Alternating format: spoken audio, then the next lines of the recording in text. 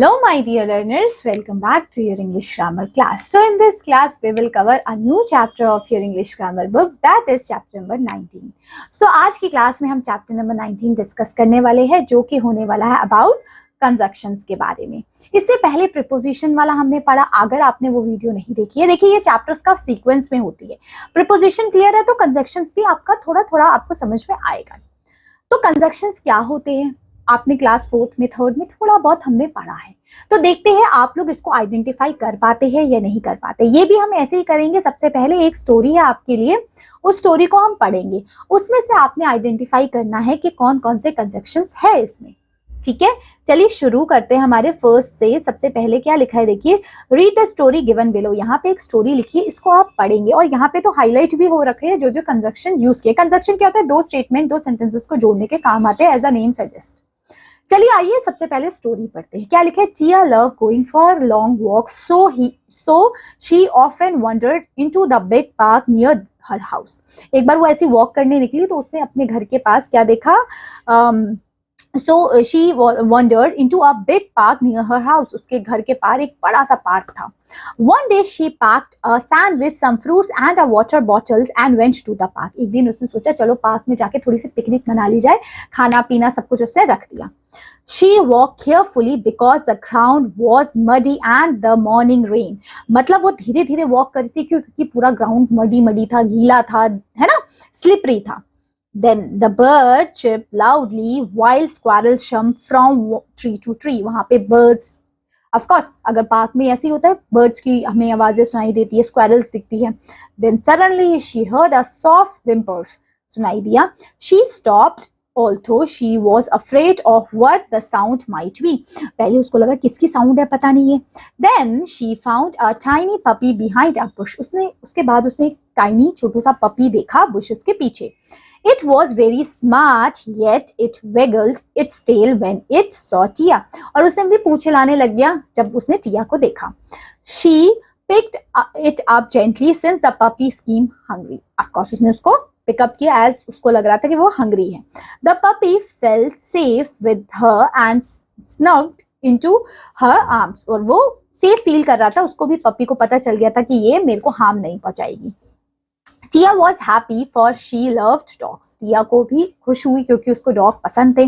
She reached home and her mother open the door. She gave it milk. वो घर लेके जाती है उसको, उसकी मामा ने मिल्क दिया। Then Tia was happy to get a friend. और टिया को बहुत खुशी हुई एक ऐसा फ्रेंड पाते हुए जैसा ये कौन फ्रेंड था, पपी। सो यहाँ पे हमारे देखिए जो हाईलाइट्स वर्ड्स हो रखे ये सारे कंजक्शंस है। सो हो गया हमारा, एंड हो गया, ठीक है, और क्या है, वाइल है, बिकॉज है, ठीक है, ये सारे के सारे हमारे कंजक्शंस है। ठीक है, चलिए अब देखिए आपकी एक्सप्लेनेशन पार्ट में देखते हैं हमारा कंजक्शंस क्या होते हैं। सबसे पहले लिखा है, देखिए conjunctions are the words that join word और सेंटेंसेस। सेंटेंसेस या फिर वर्ड्स को जॉइन करने के लिए हम कंजक्शंस का यूज करते हैं। अब इनके टाइप्स भी होते हैं। टाइप्स ऑफ कंजक्शंस कौन कौन से होते हैं, सबसे पहला होता है हमारा कौन सा, कोऑर्डिनेटिंग कंजक्शन। कौन सा नेटिंग, कोऑर्डिनेटिंग कंजक्शंस। अब ये कैसे होते हैं, देखिए इसमें क्या लिखा है, coordinating conjunctions connect word, phrases and independent clause.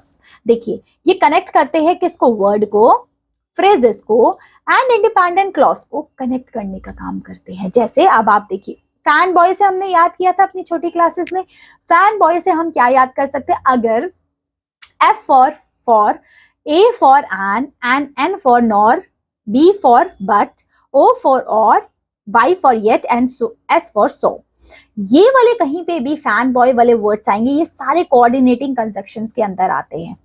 ठीक है, ये किसको वो करते हैं, कनेक्ट करते हैं किसको, वर्ड्स को, फ्रेजेस को और इंडिपेंडेंट क्लॉज। देखिए ये ना सबसे पहले यहाँ पे जो क्लॉज होते हैं ना, इंडिपेंडेंट क्लॉज होते हैं। जैसे देखिए अगर हम यहाँ पे देखिए, आई लाइक ड्रॉइंग एंड पेंटिंग, मुझे क्या पसंद है, इंडिपेंडेंट है, ये किसी पे डिपेंड नहीं है कि मतलब ये स्टेटमेंट इंडिपेंडेंट है। So I like drawing and painting, मुझे ड्रॉइंग और पेंटिंग पसंद है।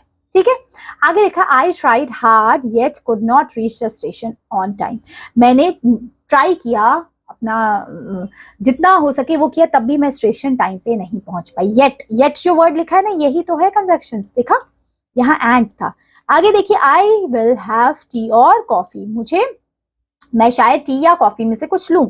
आगे लिखा है we went to the doctor for he was not well, हम डॉक्टर के पास गए एज बिकॉज क्यों, वो ठीक नहीं थे इसलिए।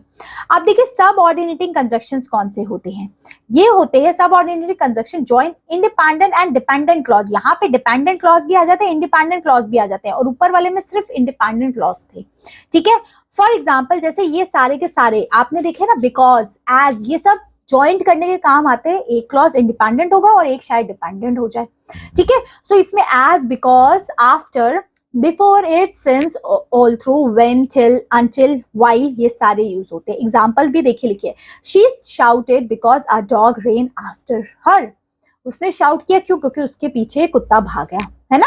We went out to play when it stop rain, हम बाहर जाएंगे जब बारिश रुकेगी। सो इस तरीके के हमारे दो कंजक्शंस होते हैं, कोऑर्डिनेटिंग एंड सब कोऑर्डिनेटिंग, ठीक है। और कौन कौन से होते हैं ये हमने थोड़ा सा डिस्क्राइब किया। अब यहाँ देखिए क्या लिखा है, अब ये देखिए क्या लिखा है, complete each sentences given below with the conjunctions and suitable ending, you may use any of the conjunction given below. इनमें से आप कुछ भी यूज कर सकते हैं, एज, बिफोर, आफ्टर। जैसे लिखा the floor was dirty, the floor was dirty since morning, है ना। आप ऐसे लिख सकते हो, जरूरी नहीं है सिंस भी आए, इसकी जगह आप ये भी इसकी जगह अंटिल भी आ सकता है, ठीक है। It was my birthday, it was my birthday, तो क्या आएगा, it was my birthday and I am planning to go out. जरूरी नहीं एंड से, आप आपके सेंटेंस पे डिपेंड करता है कि आपको कौन सा सेंटेंस बनाना है। आगे लिखा है shall we take a cab as we are getting late, okay.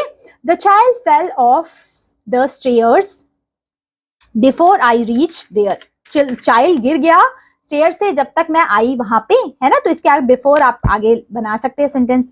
she could not go to school as she is suffering from fever, और since she is not well, okay, ऐसे बना सकते हैं। सो ये हमारा पार्ट 1 था। अब पार्ट 2 में करेंगे इसी के ही कुछ क्वेश्चन आंसर्स। तो मिलते हैं आपसे पार्ट 2 में, तब तक के लिए अपना ध्यान रखिए, खुश रहिए, take care and have a good day, bye bye.